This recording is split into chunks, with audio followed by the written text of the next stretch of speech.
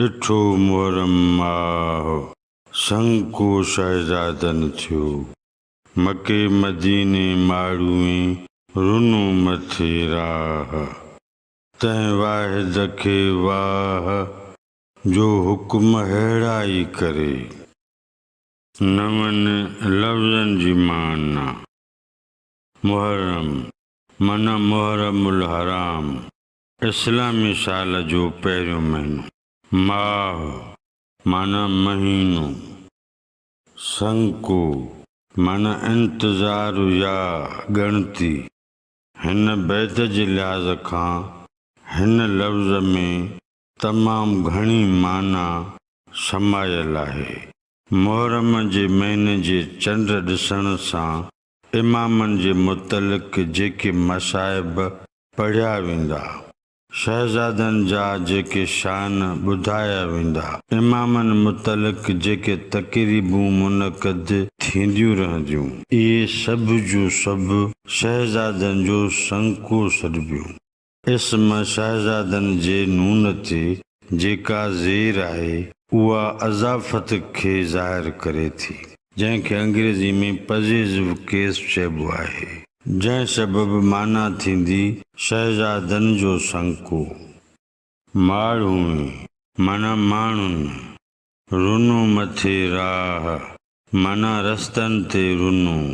वाह ही वाखाण जो लफ़्ज़ आहे।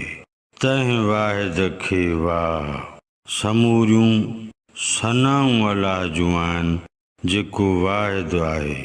अहिड़ो ही हिकु तशबीह लफ़्ज़ आहे। जीअं कंहिं शइ जो रूप ॿुधाइजे या कंहिं शइ सां भेट कजे।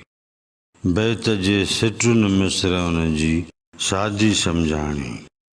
ॾिठो मुहर्रम माह संको शहज़ादनि थियो। इन मिसर जो मफ़हूम ग़ुलाम अमन शाहवाणी हाशिए में हीअं लिखियो आहे। मुहर्रम जे महीने जो चंड बीठो, इमामनि जो इंतज़ार या मातम करणो पियो। मके मदीने माड़ूं रुनू मथे राह। मके शरीफ़ ऐं मदीना मुनवरा जा माण्हू रस्तनि ते रुअंदा रहिया। तंहिं वाहिद खे वाह जो हुकुम अहिड़ा ई करे। सभ जूं सभु सनाऊं अलाह जूं आहिनि जेको अहिड़ा हुकुम जारी करे थो। बैत जो मजमूई मतिलब ऐं मफ़हूम। जंहिं ॾींहुं हफ़्ते महीने सां जेके बि वाक़िआ वाॻियल हूंदा आहिनि उहे वक़्त वरण ते वरजाया वेंदा आहिनि। इहो हिकु क़िस्म जो दस्तूर आहे। उन्हनि वक़्तनि में के वाक़िआ ख़ुशनुमा हूंदा आहिनि त के रत सां भरियल हूंदा आहिनि। असां वटि मुहर्रम जे महीने जे शुरू थियण सां इमामनि सां थियल वाक़िआ वरजाया वेंदा आहिनि। मरसिया ऐं नोहा लिखिया पढ़िया वेंदा आहिनि। जीअं लतीफ़ साईं चवे थो त ॾिठो मुहर्रम माह संको शहज़ादनि थियो। मके मदीने माड़ूं रुनू मथे राह। तंहिं वाहिद खे वाह जो हुकुम अहिड़ा ई करे। मुहर्रम जे महीने जो चंड ॾिठो वियो आहे। हाणे शहज़ादनि इमामनि जो मातम शुरू थियो। इन महीने जे अचण सां इमामनि सां थींदड़ ज़ुल्म, ज़्यादतियूं, ॾमर ॾाढायूं बयान थींदा। संदन शान बयान करण सां गॾु मसाइब पिणु पढ़ी ॿुधाया वेंदा। इन करे जो मुहर्रम सां निस्बत अहिड़ी जुड़ियल आहे। मके मदीने जा माण्हू इमामनि जे ग़म अलम सबबि रस्तनि ते रुअंदा रहिया।